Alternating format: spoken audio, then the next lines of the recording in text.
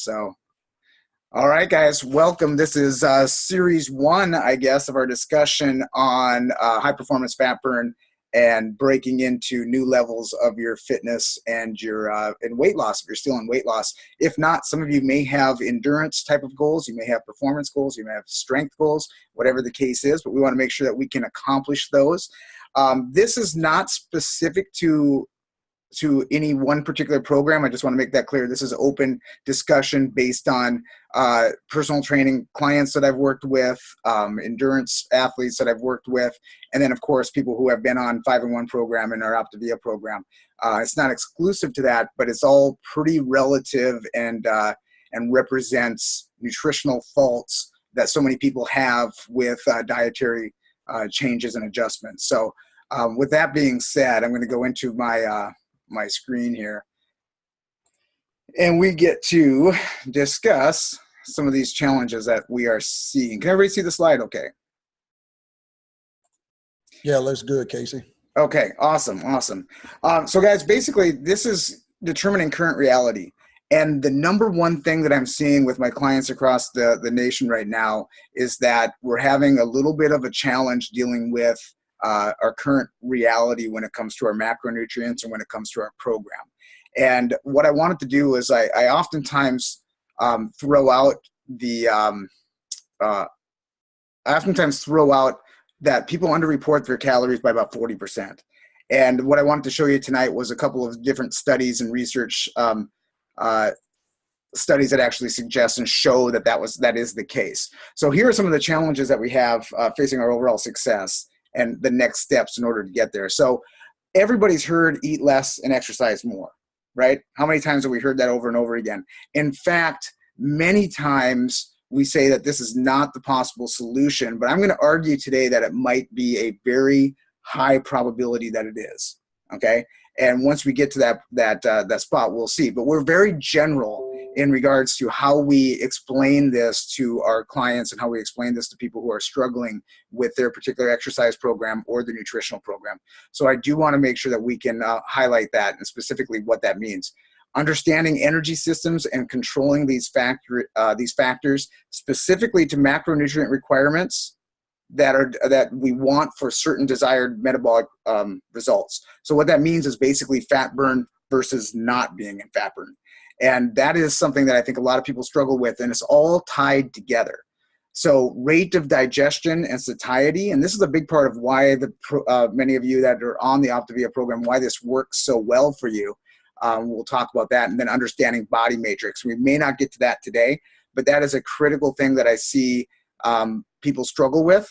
And this would be understanding your body composition measurements, understanding your tape measurements, and understanding the scale weight.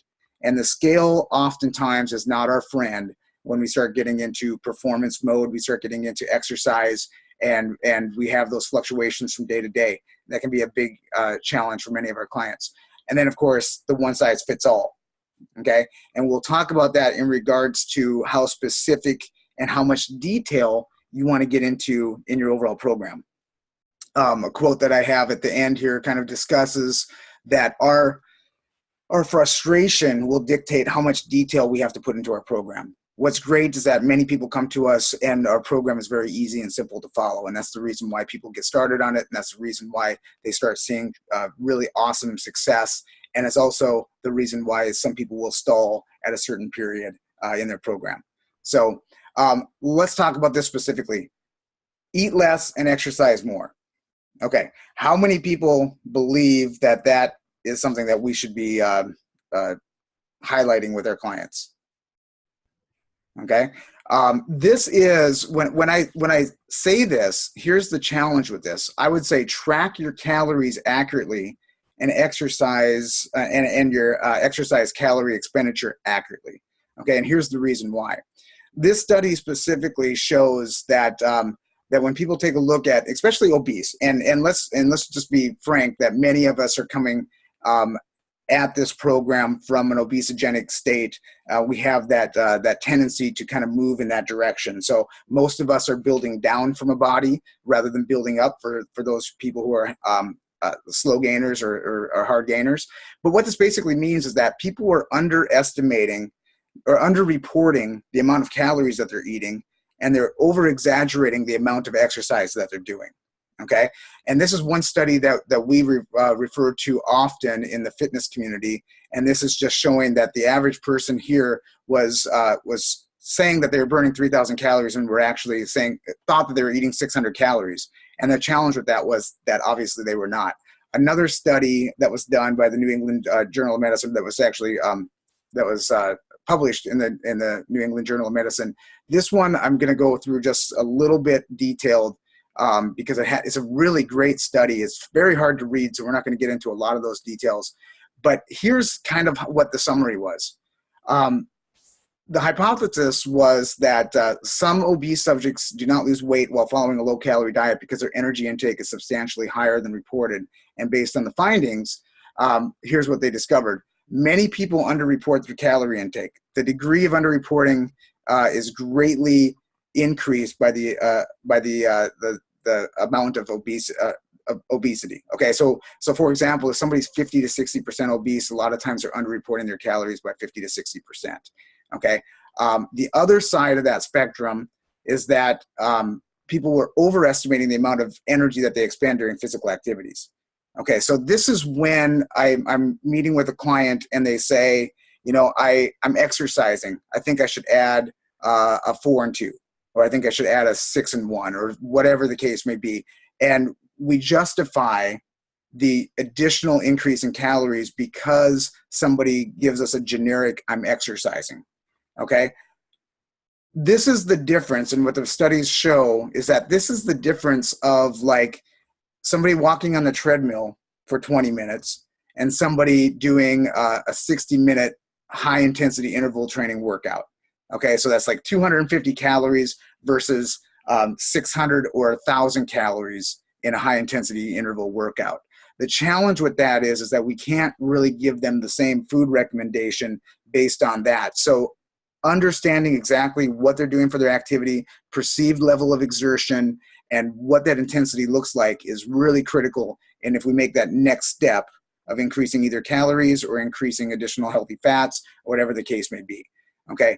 On the other side is that now we know that anywhere from 40 to 47% or higher of calories being underreported. This is basically somebody having a tablespoon of peanut butter that is actually a heaping tablespoon of peanuts. A lot of times this is like accidental.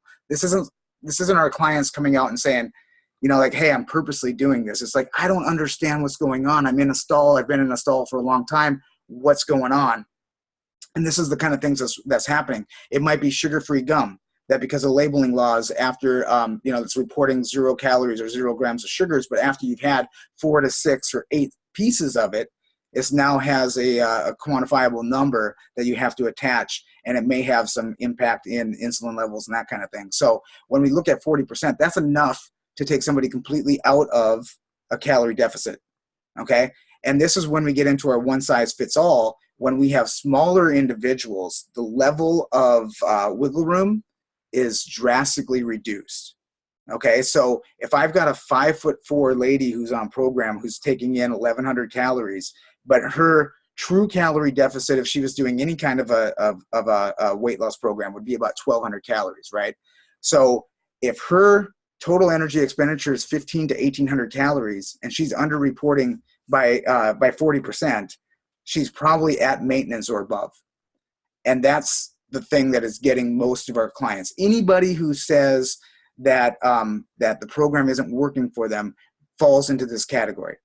Okay, so if you have worked with me in the past, and this is the other thing that the study, we'll get into that, but this is the other thing that the study showed, is that this group 1, those people who said that they were resistant to weight loss or that their programs were not working, are also the ones who use thyroid medication more often and basically blame their circumstances on everything but overeating and under-exercising, okay? And I think that is very important for us to understand, because in a very gentle way, we need to make sure that we're communicating with people and making sure that the information that we're getting is accurate, okay? And this protects everything from the success of the program, the success of you as a health coach, but also the ability of your clients to get results, because when that happens, I mean, we know the end results. We have happy clients who are referring clients and who are also wanting to move the whole entire mission forward. So when I say the level of detail on your program is only dictated by the level of frustration or lack of progress, this basically means, how are you feeling? If you're not feeling like you're in fat burn, we may need to track some additional macronutrients and really get an idea. And if you've worked with me in the past, what you know is that I'm a big advocate of food tracking. If you're tracking in a MyFitnessPal or something similar to that, and you know your current reality for the grams of protein, carbohydrates, and fat, you'll be able to adjust those macros to give you the best possible chance of maintaining current energy levels and maintaining your calorie deficit. Okay, so for example, that 5'4" person that we were talking about, if they track for 3 days of everything that they're doing, and let's just use 5 and 1 for an example, if they're tracking that and they're putting in their condiments and they're putting in everything, we might find that that person's taking in 15 to 1600 calories, and we're under the assumption that they're doing 1100 calories. Okay, somebody with that wiggle room that's very drastically reduced is going to have a challenge seeing that body fat reduction at the rate that they want to see that body fat reduction come down.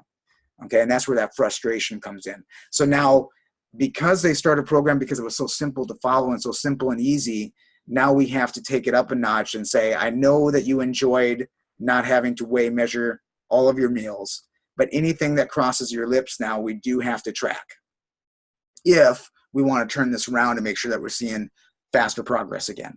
Okay, and that's just a really gentle conversation. In fact, most of the time when I make that suggestion to my clients, 3 days go by after tracking. Well, there's a couple of different things I'll do. The first one will be, and I've been working with a lot of coaches, and this has been fun to do because this goes everywhere. I'm not immune to this. I fall into that underreporting all the time. It's like being optimistic, right? It's being like, hey, I'm very optimistic in what I ate today. But what I'll say to the coaches is, when something crosses your lips that you track that surprises you, send me a text message. And my phone will get lit up all day long. And it's kind of fun because, I mean, it's fun in the beginning, and then towards the end, the health coach is like, oh my gosh, like I thought I was really good. I thought I was doing very well. And now this changes my whole concept on how I coach my clients. Because if I'm feeling I'm doing as good as I'm doing, then I have a feeling that some of the people are not doing as well as they feel they are. Okay, especially with all the statistics that show 40 to 50% underreporting and the perceived level of exertion for exercise being that much lower than it actually really is. So at that point, we will want to buckle down and get a little bit more detailed in all those macronutrients and all that calorie counting and that kind of thing. Okay. The next thing that happens is when I give that recommendation to people, a lot of times after day 3, I'll just get a text message that says, okay, I got it. The scale's moving again. You know, and that's basically like there's been aha and teachable moments that have happened that they taught themselves going through that whole process because they didn't realize that they, thought they were doing a cup of this, but it was actually 3 cups, and that this was 2 tablespoons versus 1 and that kind of thing. I know it sounds ridiculous. It's very tiny, but when we're talking about specific calories and specific timing of certain macronutrients, it becomes pretty important. So really, before we can determine this and getting into high performance, and I'm sure some of you guys are going to have questions on that, we need to know exactly where we are. Because again, the recommendations that we make based on where people currently are, what oftentimes happens is they're not good recommendations based on the real current reality. So for example, if somebody's stalled and they think it's because they're exercising, and they don't know for sure that it's because they're increasing lean body mass while dropping body fat, but their scale weight is staying the same, and they're not recognizing that, if we start adding additional healthy fats in that place, we're adding additional calories that are not going to support the fat loss or the weight loss. Okay, so sometimes that becomes a very big concern because we don't want to create a bigger challenge. And most of the time is people just don't know for sure. Okay, so if I've got, and see, here's a great thing with guys, and for those of you who have a lot of lean body mass and the ability to burn a lot of calories, and your total energy expenditure might be around 3,200 calories. So being on 5-in-1, you're dropping body fat after the initial 7 pounds or so. You're dropping about 2 pounds every other day. And of course, all the ladies are like, "What's up with that? That's not that cool." But for the guys, you're dropping pretty fast. So a lot of times you'll hear from your guy clients like, "Hey, I was good, but I wasn't that good, and the weekend was a little bit bad."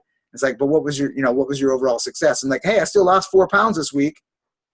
Right? And when we look at that calorie deficit, that's what determines that. So 3,200 calorie total energy expenditure, even if they took in 2,200 calories, which is like double of what you'd be getting in with 5-in-1, they're still going to see about a pound to a pound and a half of weight loss a week, right? If you have that same 5'4" lady that we've been talking about, and that energy expenditure or total energy expenditure is 1,800, if they have a mess up on Friday or Saturday that increases their calories to 400 to 500 calories above where they normally are, they're probably going to stall out. Okay, so that becomes one of the big challenges with that. So we're going to get into just how you add those calories back in and how you get up to that set point. And I know if you guys have read Chapter 12 of Habits of Health, it has a very great detail of why and how you do that.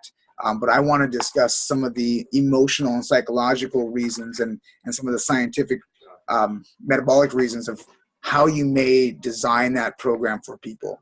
And when we take a look at total energy expenditures based off of these three things, it's based off your basal metabolic rate, which is just you being alive, and then also your activity level, and then, of course, the thermic effect of food.